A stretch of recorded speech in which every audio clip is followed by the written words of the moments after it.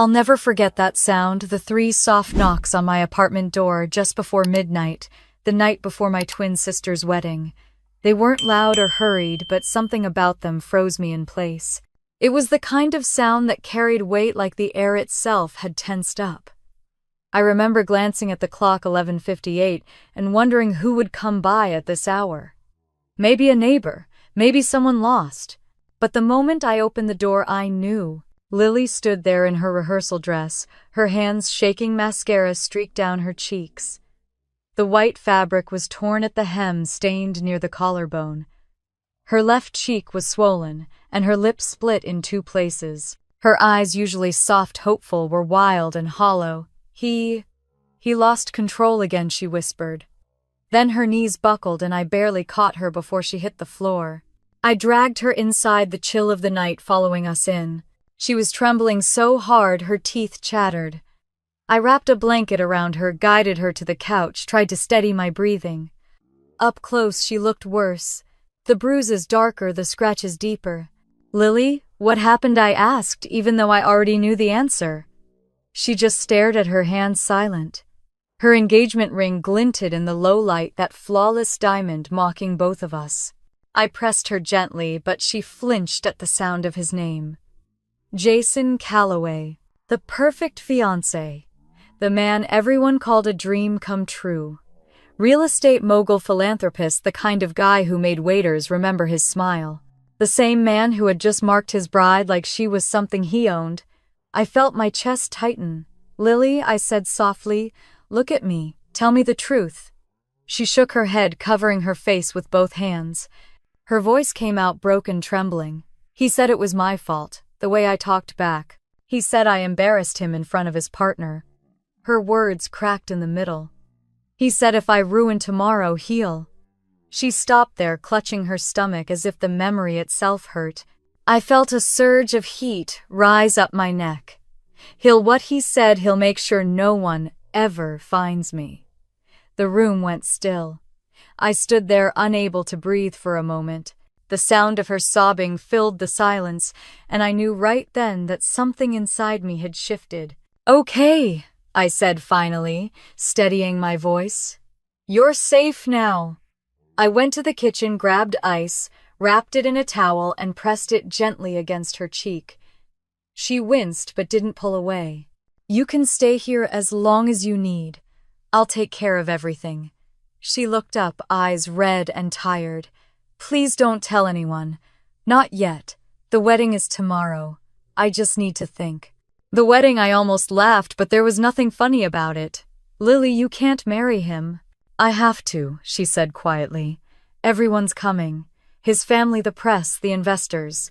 If I cancel, he'll..." Enough. My voice came out sharper than I intended. "He already did. Look at you." She started to cry again, the sound small and desperate. I sat beside her, trying to swallow the anger that burned in my chest. Every part of me wanted to drive to that mansion, drag him out by the collar and make him pay. But Lily wasn't ready for that, not yet. She was still inside the cage he built. As she cried, I couldn't help but remember who she used to be. My twin, my other half. We grew up in Indiana, the daughters of a truck driver and a school librarian. We lost our parents in a highway accident when we were 12. From then on, it was just us. I was the loud one, the fighter, the girl who got detention for punching a boy who pulled her hair. Lily was the soft one, the believer. She thought everyone could be fixed if you just loved them enough. When she met Jason 2 years ago at a charity gala, she called me the next morning sounding like a teenager in love. "He's kind, Am. He listens. He makes me feel safe." I wanted to believe her. At first, even I did. Jason was smooth, polite, attentive.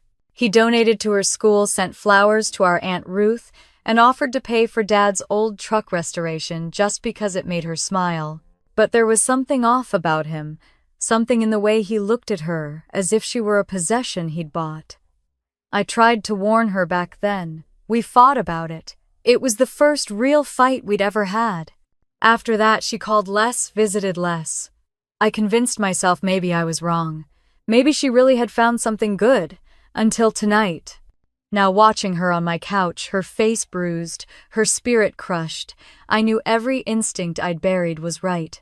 She drifted into sleep near 3 a.m., curled up beneath a pile of blankets. I sat in the kitchen, staring at the wall, my mind racing. I couldn't close my eyes without seeing those bruises, the fear in her voice. I thought about calling the police, but what would I tell them? That a billionaire hit his fiancée. They'd take a report, file it away, and she'd end up back with him before morning. Jason was powerful, connected, careful. He never left marks where cameras could see. He played the long game: gaslight first, isolate second, control always. I stared at the clock again, 3:15 now, and felt something deep and cold settle inside me. Not just rage, purpose. The wedding was set for tomorrow evening at a private resort by Lake Michigan. The Calloway family had rented the entire property. Press invitations, floral arches, imported wine, the works. It would be perfect. Except it wouldn't. I looked at Lily, sleeping, the faint rise and fall of her chest. I thought about all the time she'd covered for him, all the smiles she'd faked. He thought she'd walk down that aisle tomorrow like nothing happened. He thought wrong. When the first rays of morning crept through the blinds, I went to my desk and opened my laptop. I typed Jason's name into the search bar. Page after page of glowing headlines appeared: Jason Calloway, the man who gives back. Real estate's rising star. The gentleman of Lakefield. It made me sick. But there were other stories too, hidden deeper. Mentions of an ex-girlfriend who left the city abruptly. A dismissed lawsuit. A rumor about a temper. All conveniently buried under donations and smiling photos. I bookmarked everything. In the next room, Lily stirred and muttered something in her sleep. I went to check on her. She looked peaceful, but I could still see the faint red marks around her throat. I touched the edge of the bruise, gently, rage bubbling up again.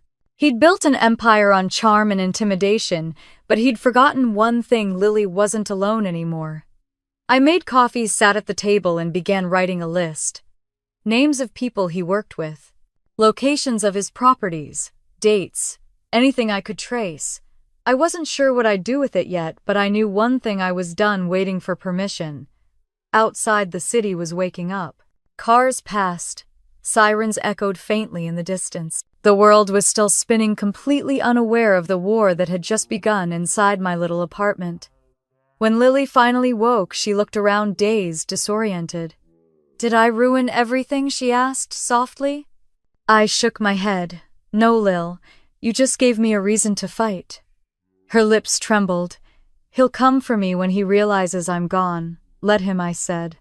My voice was steady now, colder than I expected. "He's not the only one who knows how to play dangerous games." She blinked, confused, afraid, but I smiled. "Rest. You're safe here." She lay back down, her breathing even.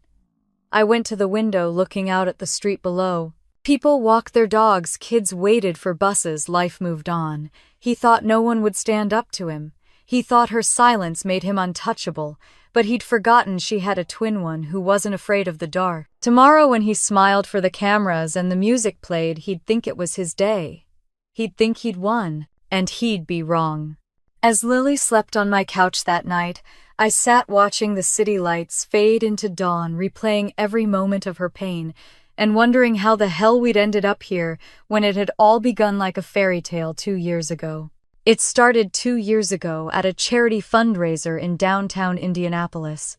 Lily had been invited by one of her colleagues at the kindergarten, something about raising money for underprivileged children. She wore a pale blue dress. I'd helped her pick out the one that made her eyes look like glass under sunlight. She called me afterward, voice bubbling through the phone, saying she'd met someone different. "He's charming, Am. He listened to me like I actually mattered." I still remember the sound of her laughter that night. It had been so long since I'd heard it so carefree. His name was Jason Calloway, a 33-year-old real estate developer with the kind of reputation that made local magazines swoon. He had that effortless confidence people with too much money always seemed to have. He smiled easily, spoke softly, and had the kind of tailored suit that made you forget to breathe for a second. He donated $200,000 to the school's renovation fund that night, and according to Lily, asked her to dinner before the dessert was served. Everyone at the table had called him such a gentleman. Their first few weeks together felt like something out of a glossy magazine. Dinners at rooftop restaurants, tickets to art exhibits, handwritten notes left in her car. He sent her flowers every Monday, a new kind each time. Roses, tulips, lilies, his subtle way of marking her week. He drove 2 hours once to surprise her with lunch.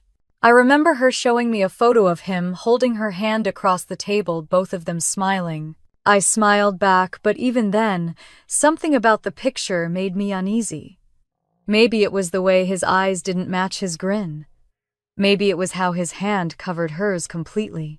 When I finally met him, it was at Aunt Ruth's Sunday dinner. He was polite, well-spoken, and effortlessly charming. He complimented Ruth's lasagna, asked about my gym, and even helped clear the dishes. Everything he did was calculated to impress, and it worked. Ruth whispered to me later, "He's a catch, Amber. Your sister's lucky." But as I watched him across the table, I noticed how his attention never really left Lily. Even while talking to others, his gaze flicked toward her every few seconds like he was keeping score. I brushed it off at first. Maybe I was being protective. Maybe after everything Lily had been through, I didn't want to believe she'd finally found someone good. But the following week during coffee, she mentioned little things that didn't sit right. He said I shouldn't post too much on social media, she told me. He thinks privacy is important. Okay, I said, cautiously.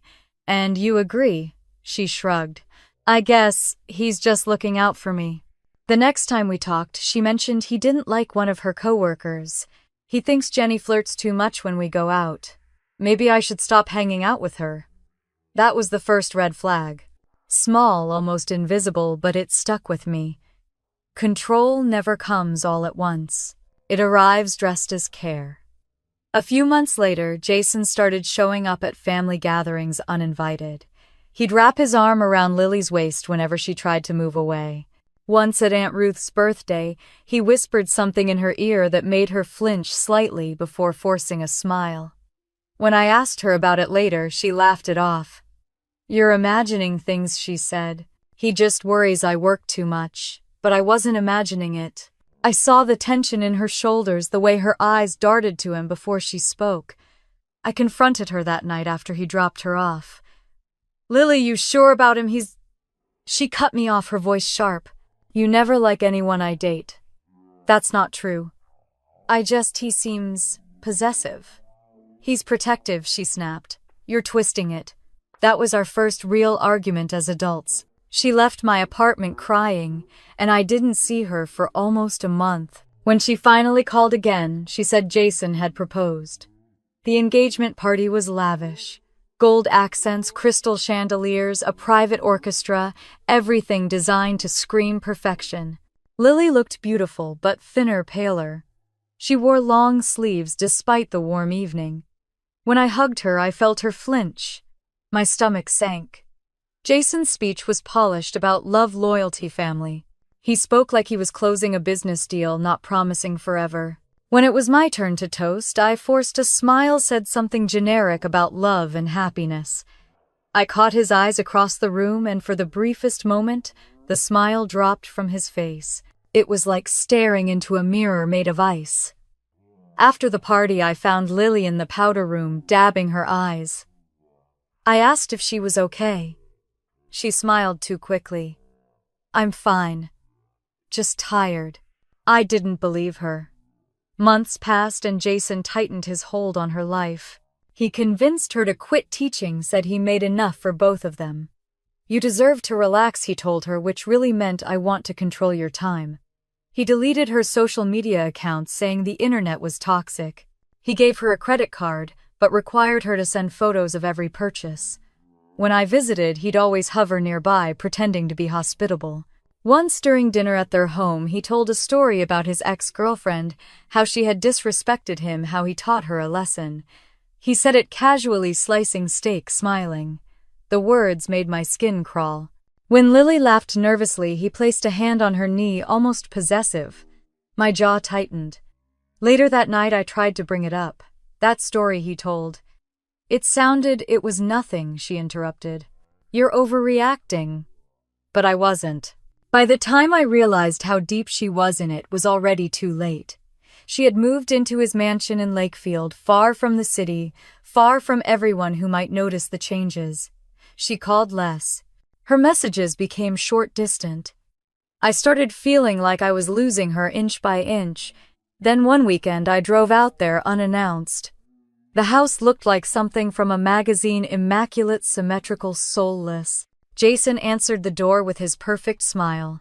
Lily's resting, he said smoothly. She's been under the weather. You should have called first. I tried to look past him, but his body blocked the doorway completely. When I said I'd wait, his smile tightened. She really needs rest. Maybe next week. I drove home that day with my stomach in knots. Something about the way he said rest felt wrong, rehearsed. 2 weeks later, Lily came to visit me. It was July, 90 degrees outside, and she wore a long-sleeved turtleneck.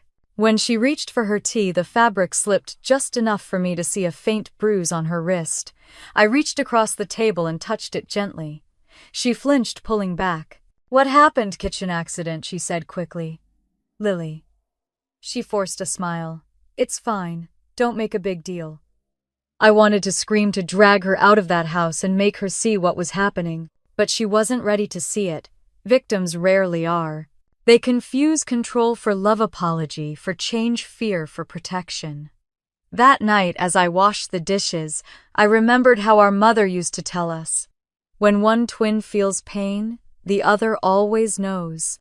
My chest hurt, a dull, relentless ache. I couldn't shake the image of that bruise, the fear in her eyes. The next morning, I decided to stop pretending nothing was wrong. I opened a new document on my laptop titled It for Lily. I started typing everything I knew about Jason, dates, addresses, names of his associates, strange things he'd said. It wasn't much, but it was a beginning. Maybe I couldn't reach her yet, but if anything happened, someone had to know the truth. I didn't know then how far I'd have to go, how dark it would get. I only knew one thing for sure: Jason Calloway had made a mistake. He thought my sister was weak. He thought she'd stay quiet forever. He didn't know me. I didn't know it then, but the distance growing between us wasn't just emotional. It was the beginning of the bruises she'd soon try so hard to hide. It started small. A bruise on her wrist. A late reply. A hollow laugh. Things that could be explained away if you wanted to believe the lie badly enough. I remember the first time I saw it. Lily came over one Saturday afternoon unannounced, carrying a box of my favorite donuts. She was wearing a long-sleeved blouse, even though it was nearly 90 degrees outside. When she reached up to grab a mug from the cabinet, her sleeve slid down, revealing a dark mark wrapping around her wrist. For a second she froze, then pulled her sleeve down so fast the fabric caught on her ring. What happened? I asked, already knowing I wouldn't like the answer. Oh, that, she said, forcing a laugh. I slipped on the stairs. I looked at her wrist again. The bruise was shaped like fingers. You fell down the stairs and only bruised one arm. She set the box down too quickly, the paper crinkling under her fingers. Amber, please don't start. Don't start what? Asking why my twin sister looks like she's been grabbed. Her eyes filled with tears instantly, the kind that made her look like a frightened child again. He didn't mean to. We were arguing and I tried to walk away. He grabbed me, that's all. That's all I repeated. Lily, that's not normal. She pressed her lips together. He was sorry afterward, he cried. He said he's been under stress. The new project, the investors, it's a lot of pressure. Pressure doesn't cause bruises, I said quietly. She shook her head. You don't understand him. He's not a monster. I wanted to argue, but one look at her trembling hands stopped me. She wasn't ready to hear it. Not yet. After she left, I stood in the kitchen staring at the half-empty coffee cups, my anger simmering under my ribs. I wanted to call him, scream at him, drive to that mansion and drag her out myself. But all I could do was wait. Wait and watch. The calls started tapering off soon after that. Texts came shorter, more careful. When I did get her on the phone, Jason's voice would echo somewhere in the background. "He's right here," she'd whisper, pretending it was nothing. I could feel him listening. By then, the changes in her were impossible to ignore. She stopped seeing friends, quit the book club she'd loved for years, sold her car because it was too much upkeep. The freedom she'd once cherished vanished bit by bit, replaced with his rules. She had to text him when she got somewhere, call him before she left, tell him who she talked to. The first time I heard his tone turn sharp over the phone, I was with her at the farmer's market. He called asking where she was. She said she was picking up flowers for Aunt Ruth. He must have said something because her face drained of color. "Yes, I'll be home soon," she murmured, lowering her eyes. When she hung up, her hands shook. "What did he say?" I asked. "Nothing," she lied, stuffing her phone into her bag. "He just doesn't like when I'm out too long." The worst part was how she said it, as if it were completely reasonable. A few days later, I showed up at her school unannounced, hoping to catch her between classes. But the receptionist looked puzzled. "Lily Calloway," she repeated. "Oh, she resigned 6 months ago." My stomach dropped. "Resigned? No. She's been teaching kindergarten here for years." The woman frowned. Her husband made a generous donation to the school when she left. Said she wanted to focus on family life. I thanked her numbly, stepping back into the sunlight that suddenly felt too bright. He'd erased her, even from her job. That night, I wrote her a long message, begging her to come visit to talk, to remember who she was before him. I waited for hours. No reply. The next morning, I found a single text. "I'm okay. Please stop worrying." It felt like a goodbye. Weeks later, she invited me to dinner, saying she wanted to clear the air. I drove to their mansion, a pristine white house overlooking the lake. Every inch of it looked curated, lifeless. When she opened the door, I barely recognized her. Her hair was shorter, straighter, perfectly styled like his mother's. Her face was made up flawlessly, but her smile didn't reach her eyes. Jason appeared behind her, all charm and polish. "Amber," he said warmly, reaching for my hand. "We've missed you." I ignored his touch. "Have you—" He chuckled, pretending not to notice the frost in my tone. "Come in. Dinner's ready." The dining room was a showroom, glass table, crystal glasses, not a single thing out of place. He'd poured wine before I sat down, watching every move I made like I was part of an interview. When I asked Lily how she was, she smiled stiffly. "Perfect. Just perfect. She's been working on being more organized," Jason said, slicing his steak. "Structure is good for her." "Structure," I repeated, my voice flat. "You make her sound like a project." His smile tightened, but his tone stayed smooth. "We all need improvement, don't we? Especially when we're building a future together." For a moment, the room went cold. Lily dropped her fork. It clattered loudly against the plate, and Jason's eyes flicked toward her, sharp, calculating. "Sorry," she murmured, bending to pick it up. I felt my pulse in my throat. "I think I should go," I said finally. Jason stood, pulling out my chair like the perfect gentleman. "Of course. Drive safe." He followed me to the door, that same polite smile plastered on his face. As I stepped outside, he leaned closer, his voice low. "Family can be disruptive. Don't let your concern for Lily get in the way of her happiness." I froze. "Is that a threat?" He laughed softly. "A reminder." I didn't answer. I just walked away, heart pounding. That night I couldn't sleep. His words replayed in my head, oily and smug. I turned on my computer and pulled up his company website, scrolling through glossy photos of smiling employees and charity events. I made a folder on my desktop titled Jason Calloway, Truth. It started small notes, screenshots, names of his business partners, addresses of his properties. But it gave me a sense of control.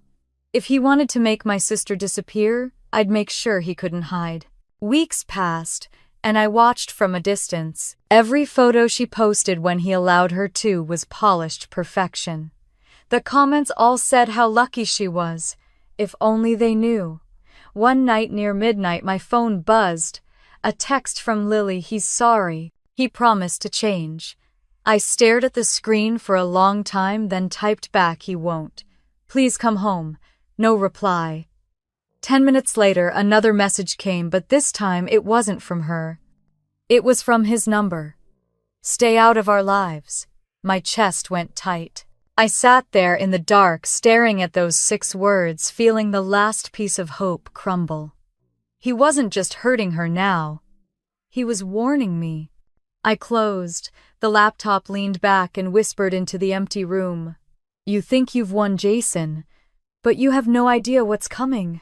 From that night on, I wasn't just her sister, I was her witness. And whether she knew it or not, the moment he sent that message, the countdown to his downfall had already begun. That night, as I stared at his message glowing on my phone, I realized this wasn't just about bruises anymore. It was about control, isolation, and how far he'd go to make her disappear.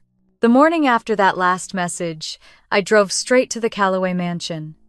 The road to Lakefield was long and quiet, lined with houses that looked too perfect to be real. The closer I got, the more my stomach tightened. When I reached the iron gates, I pressed the intercom and waited. The security camera turned toward me with a faint mechanical whir. Seconds later, Jason's voice crackled through the speaker, calm and distant. "Amber, it's late. What brings you here?" "I want to see my sister," I said. Now, a pause, then a soft chuckle. "She's resting. You shouldn't come by unannounced. It's intrusive." Jason opened the gate. He didn't. His tone darkened just enough to sound like warning. "She's tired. Go home." I sat there for a full minute before the intercom went dead. The gate never opened. Through the bars, I caught a glimpse of the house, tall windows, white curtains, drawn, not a shadow moving inside. It didn't look like a home. It looked like a museum.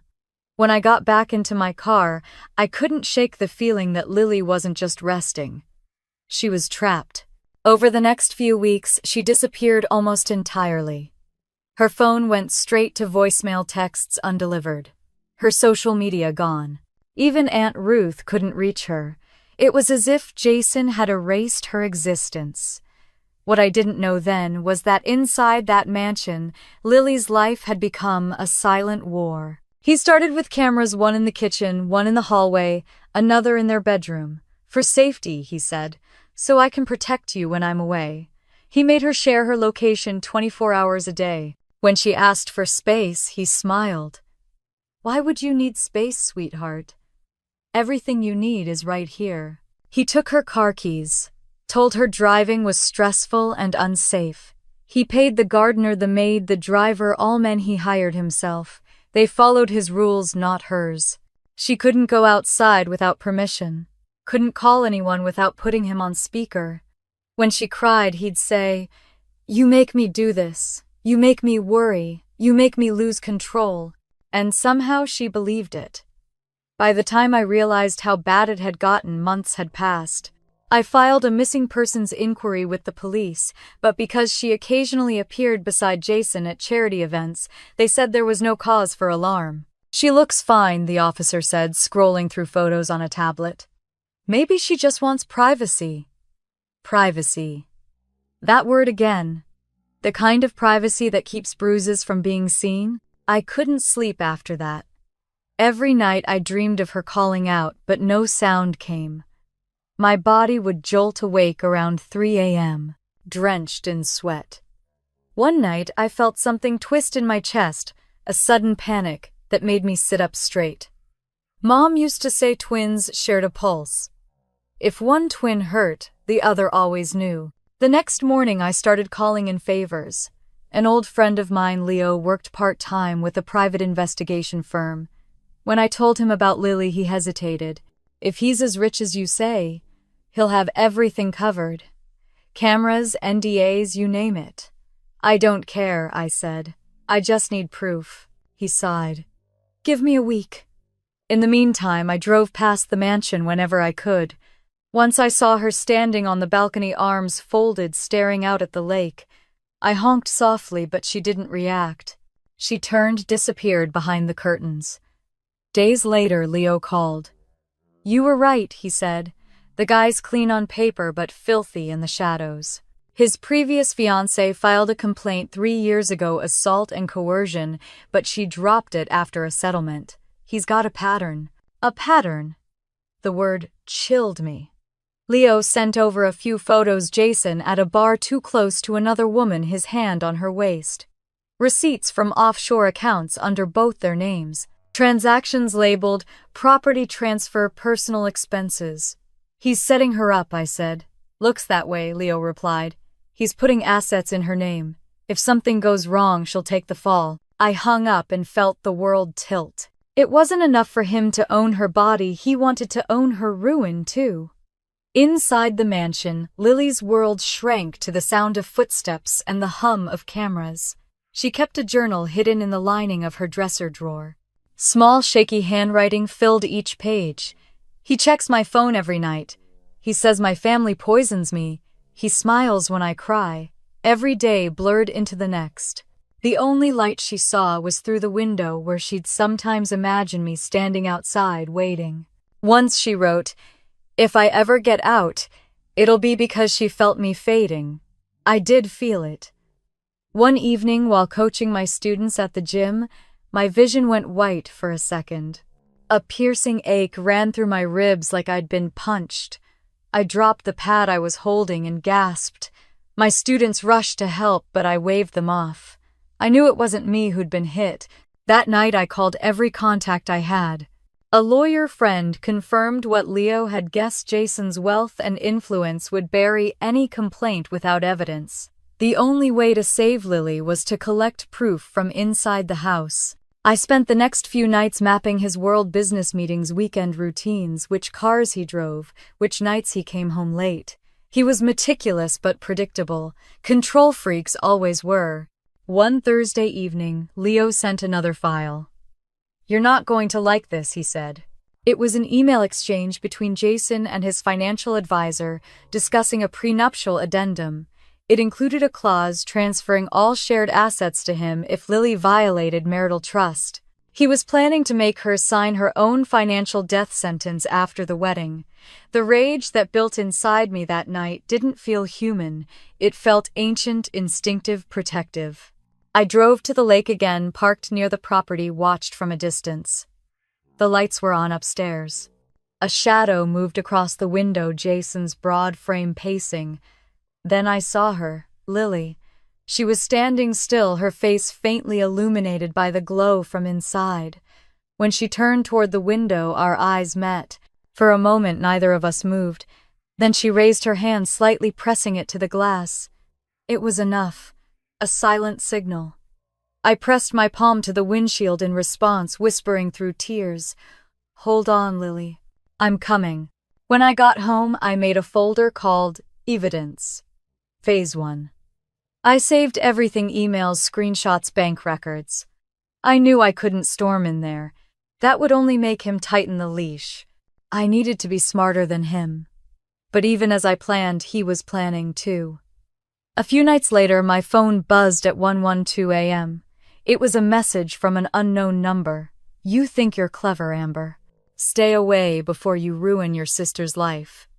I stared at the text until my hands stopped shaking. Then I smiled bitterly. He'd finally noticed me. That meant he was scared. The next morning, I called Helen Hayes, a lawyer who specialized in domestic abuse cases. I told her everything. She listened in silence, then said, "If you want to save your sister, we need hard evidence, recordings, documents, something the police can't dismiss. Can you get that?" "Yes," I said, though I had no idea how. Helen's voice softened. "I've seen women come back from worse. But you have to be careful. Men like him, when they start losing control, they get dangerous." I knew she was right. But I also knew something she didn't. I'd already crossed the point of no return. That night, I packed a small bag, camera, recorder, flash drive, and stared at the reflection in the mirror. For the first time, I wasn't just angry. I was focused. Jason had built a fortress to keep my sister captive. He thought no one could get past his walls. He was about to find out that walls can fall from the inside just as easily as from the outside.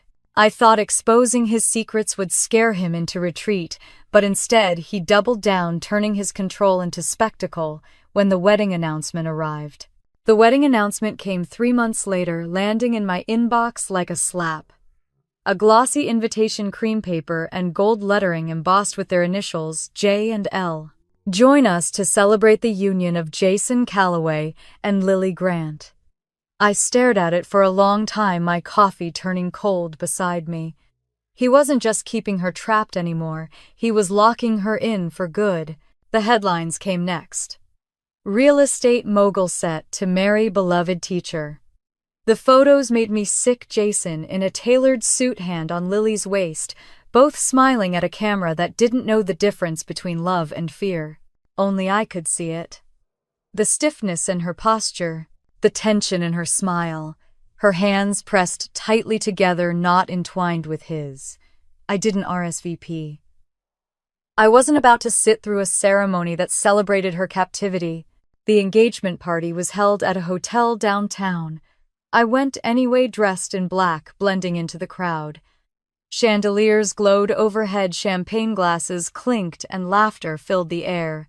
Jason moved through the guests like a king in his court, shaking hands, kissing cheeks, charming everyone who mattered. Lily stood by his side, beautiful as always, but there was something ghost-like in the way she moved, as if she were watching herself from somewhere far away. I stayed in the back until his speech began. Love, Jason said, smiling for the cameras, is about devotion, trust, the willingness to become one. The audience applauded. I nearly gagged. When it was over, he stepped down, shook a few hands, and eventually came my way. Amber, he said, his voice smooth as honey. So glad you could make it. I met his gaze, refusing to play polite. Wouldn't miss it. He leaned closer, the smile never leaving his face. Your sister's lucky to have you. I hope you'll always be supportive. Always, I said, though we both knew what I meant. Lily found me later near the balcony, eyes darting like a frightened bird. You shouldn't be here, she whispered. Then tell me to leave, I said. Say it and I'll go. Her lips trembled. He'll be angry. He's always angry, Lily. You're just the easiest one to blame. She looked away, her voice barely audible. I can't do this right now.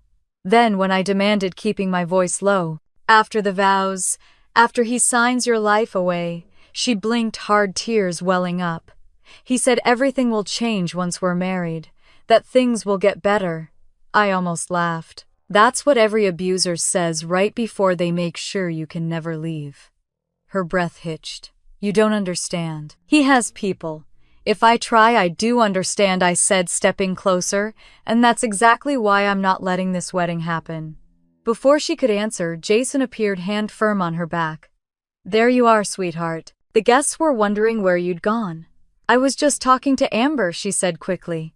His smile was practiced, his tone too calm. Ah, family reunions are always emotional. Then, lowering his voice so only I could hear, try not to upset her, Amber. It's a delicate night.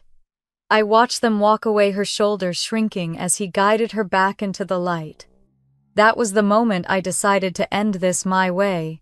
Later that night, I drove to a quiet diner on the edge of town where Marianne, Lily's old college friend, waited for me. She worked at the same bank Jason used for his investments. I shouldn't even be talking to you, she said, glancing around nervously. I just need to know if he's hiding anything under Lily's name. She sighed, flipping open her laptop. He transfers small amounts every week to an offshore account, all under her credentials. Jesus, I muttered. He's setting her up. Exactly, Marianne said. If something happens, it'll look like she was part of whatever shady deal he's running. He's covering his tracks. I closed my eyes. Can you get me copies? She hesitated, then nodded. I'll try. But if he finds out I could lose my job, I won't let that happen. When she handed me the flash drive 2 days later, I knew I was holding a weapon. Meanwhile, inside that mansion, things were spiraling. Lily later told me he'd started reciting house rules every morning. She had to cook breakfast by 7, keep her phone unlocked, greet him at the door when he came home. If she hesitated, he'd give her the silent treatment for hours. Some nights he locked her in the bedroom under the guise of keeping her safe. And yet he planned the wedding like nothing was wrong. He hired a designer, ordered flowers from France, booked a live orchestra. Control disguised as love. He told her she'd wear a modest gown, classic, not attention-seeking. When she asked for lace sleeves, he said lace looked cheap. She agreed, of course. Disagreeing meant consequences. But what he didn't know was that Lily had started recording him.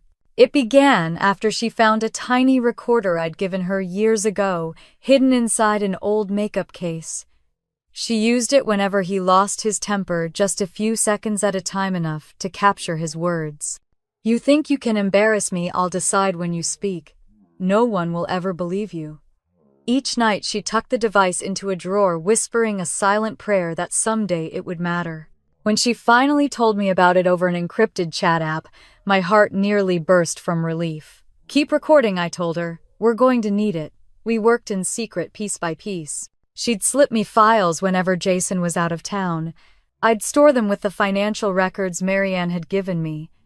Together they painted a picture of the man he truly was, controlling, cruel, dangerous. The plan started to take shape in my mind, like a puzzle clicking into place. If he wanted the wedding to be his victory, I'd make it his undoing. But then something unexpected happened. One evening I got an email from an anonymous sender. No text, no subject line, just an attachment. When I opened it, a photo appeared, me standing outside the bank with Marianne 2 days earlier. The message followed a minute later. "You're being watched." I froze. My apartment suddenly felt too small, the walls too close. I shut the blinds and turned off the lights. He knew. Somehow he knew. For hours I sat there, heart pounding, waiting for footsteps in the hallway, for the sound of a knock. Nothing came. Only silence. When I finally calmed down enough to think, I realized something important. He wasn't threatening me because he was in control. He was threatening me because he was losing it. Jason had built his empire on image, money, and fear. He'd used those things to keep Lily silent. But fear only works when it stays secret. I opened a new file on my computer, labeled it Operation Wedding. Under it I wrote 3 words: public, proof, justice. He thought the ceremony would be the day he claimed her forever. He didn't know it would be the day we took everything from him. By the time the wedding date was officially set for June 14, I had backup copies of every file stored in 3 different places. Marianne had arranged an encrypted email ready to send to multiple news outlets if anything happened to me. Helen, the lawyer, was on standby. And Lily, my brave, broken sister, had started to believe again. "He's been drinking more," she whispered, during one of our last calls before he took her phone. "He talks about the future like it's already decided. I don't think he suspects anything yet." "Good," I said. "Keep it that way." "I'm scared, Amber. I know, but this time he should be." That night I stood by my window, watching the city lights flicker. Somewhere across town, Jason was probably raising another glass of wine, rehearsing his vows, tightening his grip. I whispered to myself, "Keep smiling, Jason. The show's about to start." By the time the wedding invitations were mailed, I knew there was only one place left to find the kind of proof that could destroy him: the mansion itself. The mansion looked even colder than I remembered. I parked 2 houses down, waiting until the security lights cycled off. The lake shimmered in the distance under a bruised purple sky. It was quiet, too quiet for a house that large. Jason had flown to Miami for a real estate conference or so, the papers said. That meant I had one night to find what I needed. I walked up the driveway, my heart thudding in my ears. The spare key Lily once told me about was still hidden in the hollow planter by the front door. My fingers trembled as I fished it out.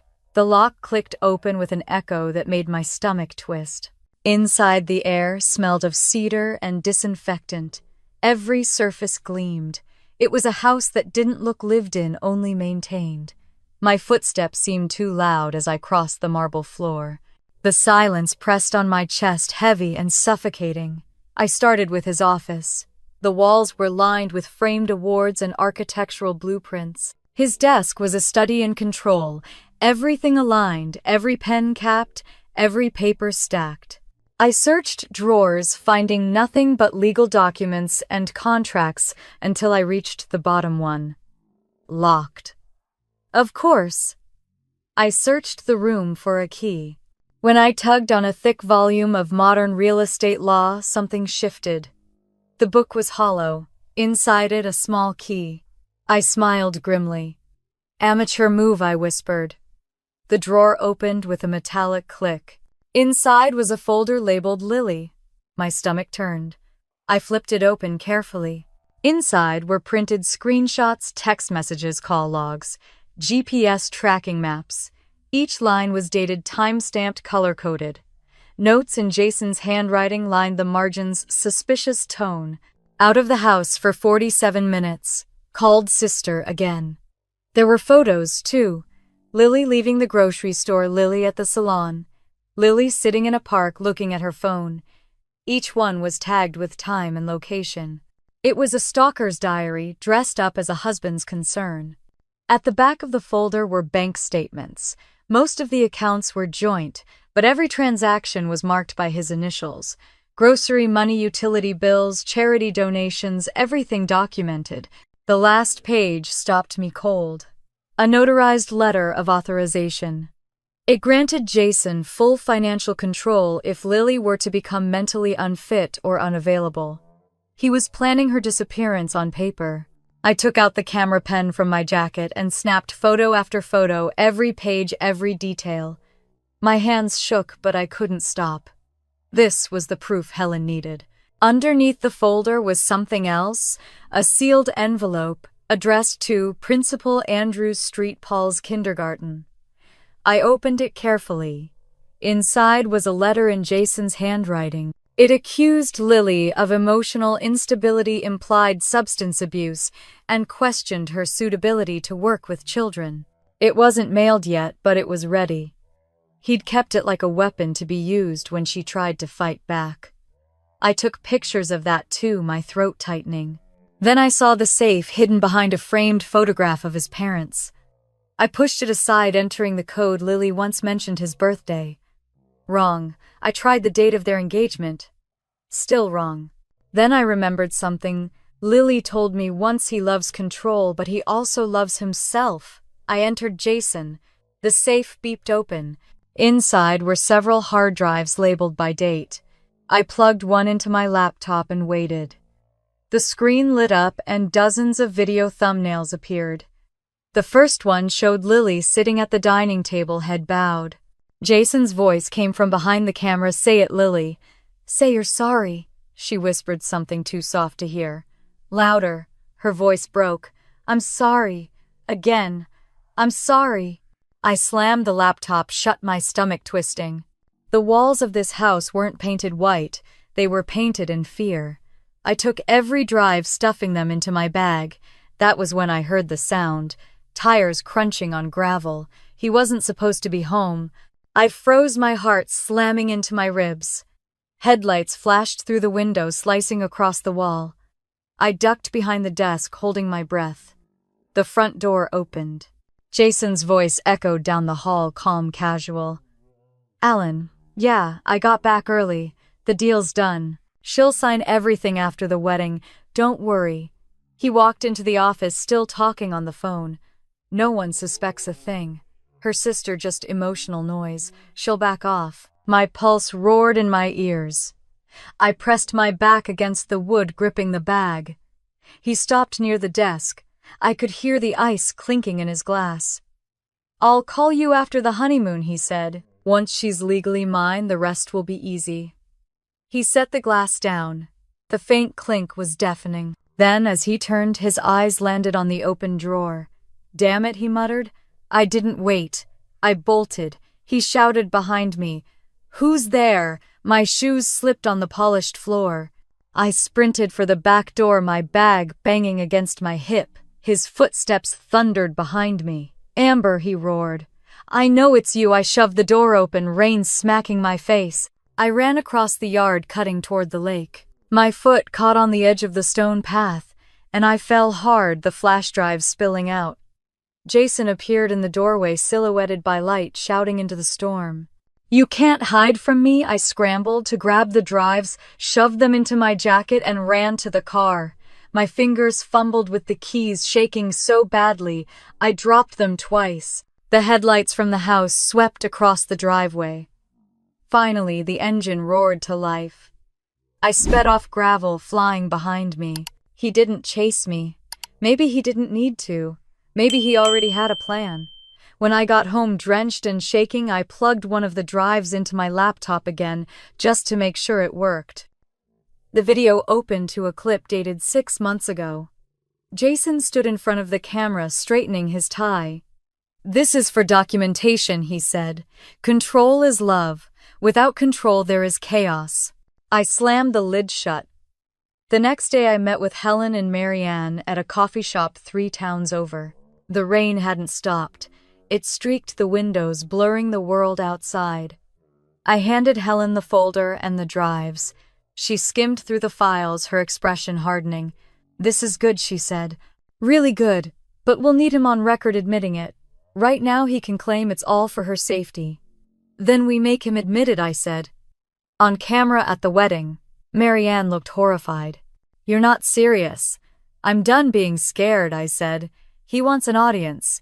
Let's give him one," Helen sighed. "If you're doing this, you'll need police ready outside. I can arrange that. But once it starts, there's no turning back." "I don't want to turn back." We left the cafe with a plan. That night, as I sat by the window drying my hair, I got another email from an unknown address. One sentence, no greeting. "You think you're the only one collecting evidence." Attached was a photo of me kneeling by the open safe in Jason's office, taken from the corner of the room, one of his hidden cameras I hadn't seen. Beneath it, one final line, "See you at the wedding." I stared at the screen until the rain outside blurred everything. Then I whispered to myself, "Fine, I'll see you there." This time I wouldn't be hiding. I'd be waiting. After that final message, the photo of me caught inside his office, I knew the storm was no longer coming. It was already here, and the night before the wedding would decide everything. The night before the wedding was a storm waiting to break. The sky above Lakefield was dark and heavy, the kind of stillness that comes before lightning. Inside the mansion, Lily sat alone in her dressing room, the silk rehearsal gown clinging to her shoulders like a memory she couldn't escape. The white fabric glowed under the vanity light, but her reflection looked nothing like a bride. It looked like a ghost. Jason stood in the doorway behind her, glass of bourbon in hand, his reflection towering over hers. "Tomorrow, everything changes," he said softly, like he was promising a blessing. "No more doubts, no more distractions. You'll finally belong to me completely." She kept her eyes on the mirror. "Jason, I'm not sure." He set the glass down with a hard click. "Not sure about what?" "The wedding," she whispered. "Maybe we should postpone. I don't feel ready." He laughed under his breath, slow and sharp. "You don't get to decide when you're ready. I decide that." When she didn't answer, he stepped closer, placing both hands on her shoulders. "You're nervous, that's all. You've always been emotional. It's what makes you fragile and why you need me." Her pulse raced. "I'm not fragile." He smiled, but his grip tightened. "You keep telling yourself that." She could smell the bourbon on his breath. His fingers dug into her skin. "You've been distant lately," he said, distracted. "Are you talking to your sister again?" Lily's throat went dry. "No." He moved around to face her, crouching so their eyes met. "Lying doesn't suit you." "I'm not." The slap came so fast she didn't even see it. Her head snapped sideways, pain flashing through her cheek. Jason straightened, calm as ever. "Don't make tomorrow harder than it has to be." He turned to leave, then stopped in the doorway. "Remember what I told you. If you ruin this wedding, I will ruin you." When he was gone, she touched her face. Her cheek burned, her vision blurred. For the first time in years, she didn't cry. She just sat there, staring at the woman in the mirror, the woman she didn't recognize anymore. "If I stay, I'll die," she thought. "Maybe not tonight, but soon." Rain began tapping against the windows, a slow rhythm that built into a steady pour. She waited until the sound masked her movements, then packed a small bag, cash ID, the flash drive with recordings hidden in her makeup kit. She slipped off her heels and replaced them with sneakers. The house was quiet, too quiet. She crept down the hallway, every creak of the floor echoing like thunder in her chest. When she reached the front door, her hand trembled on the handle. The alarm system blinked red. Jason had armed it. She closed her eyes, exhaled slowly, and opened the door anyway. The siren wailed. She ran, barefoot across the marble porch, down the wet driveway through the gate that hadn't yet locked behind Jason's car earlier. Her heart pounded against her ribs as rain soaked her hair, her dress, her skin. She could hear her own breathing over the storm, gasping ragged. A car's headlights appeared on the road, a taxi. She waved frantically, flagging it down. The driver hesitated, staring at her drenched figure. "Miss, are you Chicago?" she said, climbing in. "Please, just drive." He looked at her torn dress, the bruises, but didn't ask questions. The meter clicked on and the car sped into the night. She kept her eyes on the side mirror. The mansion grew smaller, the lights fading into the rain, until they disappeared entirely. By the time they reached my apartment, it was close to midnight. I'd just finished triple-checking the evidence files when I heard the knock. 3 sharp raps, urgent and uneven. I froze. My mind went straight back to that first night months ago, the night she'd shown up broken and bleeding. I opened the door and found her there again, soaked to the bone, mascara streaked, shaking so hard she could barely stand. "He knows," she whispered. "He knows about everything." Then she collapsed into my arms. I dragged her inside, shut the door, and locked it. She was ice cold, her dress clinging to her skin. I wrapped her in a blanket, helped her sit on the couch. "It's over," I said. "You're safe now."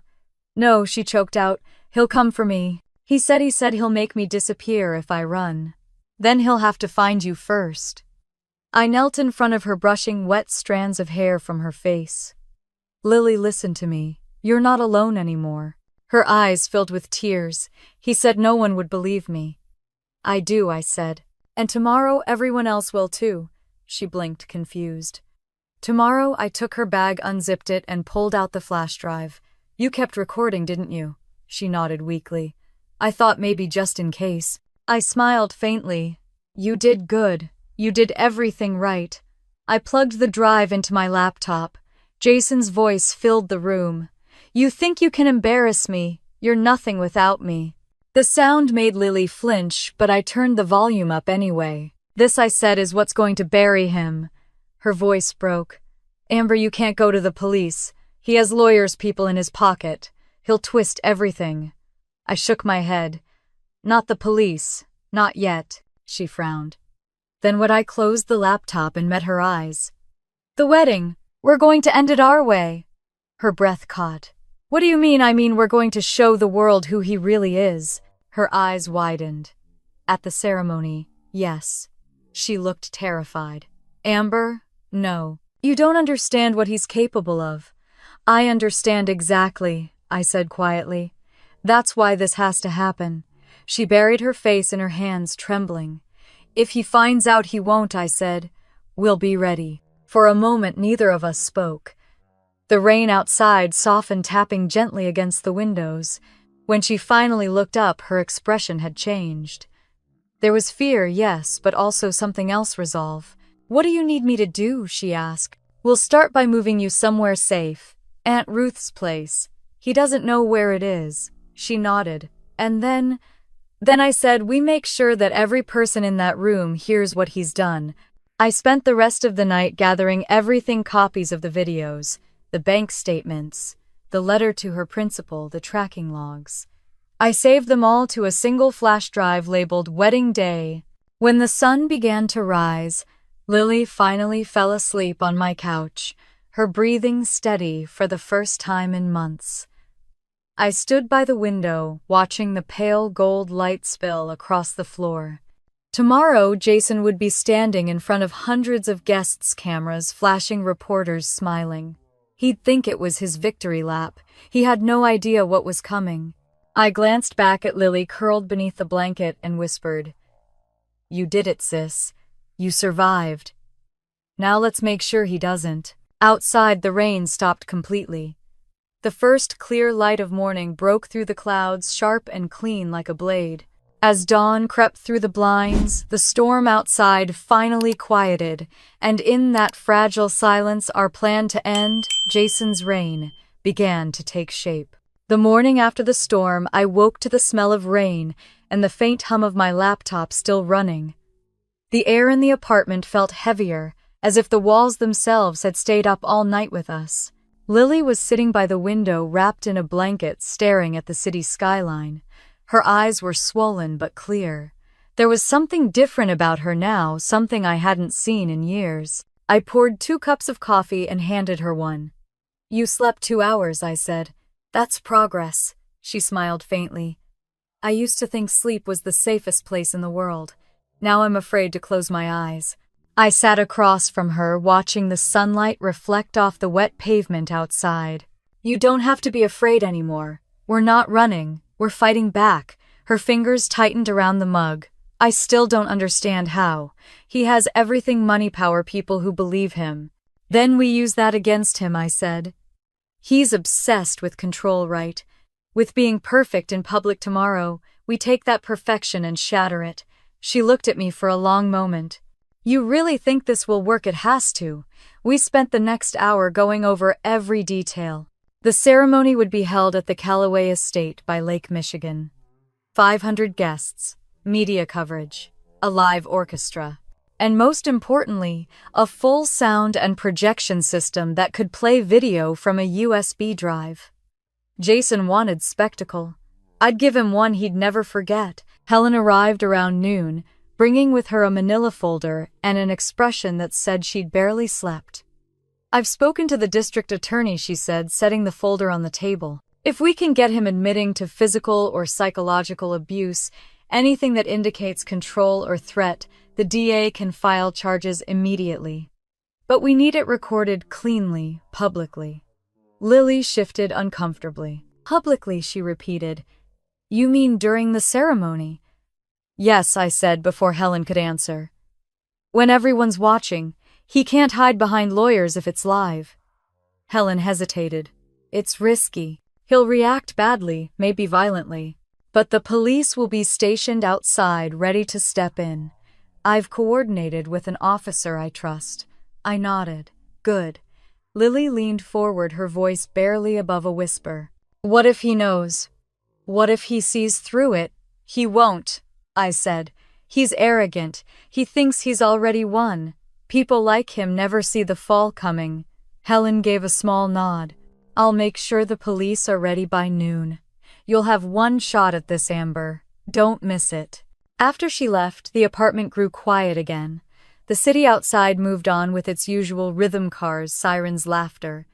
But inside time felt slower, stretched thin by anticipation. Lily stood and walked to the mirror by the hallway. She stared at her reflection for a long moment, then reached up and touched the faint bruise still visible under her makeup. "He made me hate myself," she said softly. "Every day a little more." I stepped beside her. "He doesn't get to own that anymore." She turned toward me, her eyes shimmering. "I want to help. Tell me what to do. Teach me everything," I said.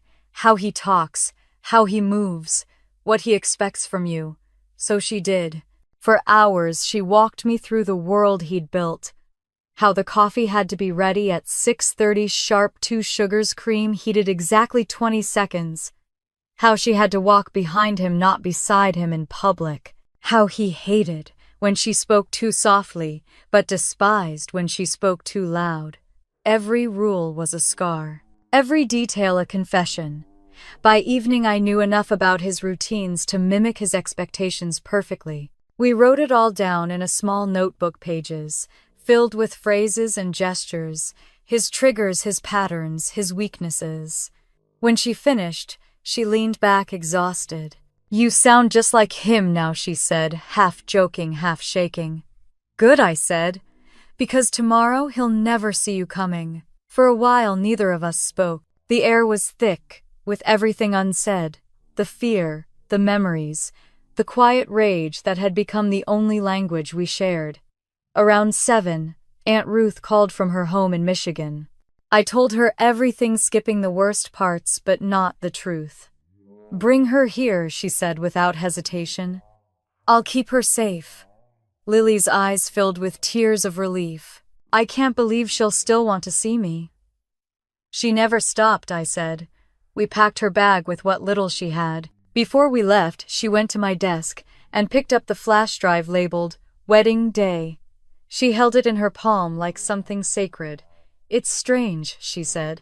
"This tiny thing holds every nightmare I've lived and every hope I have left." I smiled sadly. "That's what power looks like, Lil. Small, quiet, underestimated." The drive to Aunt Ruth's took 2 hours. The roads were still slick from the rain, and the fields outside the city glowed gold under the setting sun. We didn't talk much. Words felt too fragile to touch. When we finally arrived, Ruth opened the door before we even knocked. She didn't ask questions, didn't demand explanations. She just pulled Lily into her arms and held her like she might never let go. I stood back watching them, feeling a lump rise in my throat. For the first time in years, Lily looked safe. "I'll be back tomorrow," I told them. "Once it's over." Ruth nodded, her hand still on Lily's shoulder. "You sure you want to do this alone?" "I'm not alone," I said. "Not anymore." Driving back that night, I replayed everything in my head, the years of control, the bruises, the silence. Every mile closer to the city, my resolve hardened. I didn't feel like a sister anymore. I felt like a soldier. When I got home, I opened my laptop and plugged in the flash drive again. The video files loaded one by one. Jason's voice filled the room, low and threatening. "You belong to me. You'll never make it without me. If you ever try to leave, I'll bury you." I let it play until I couldn't listen anymore.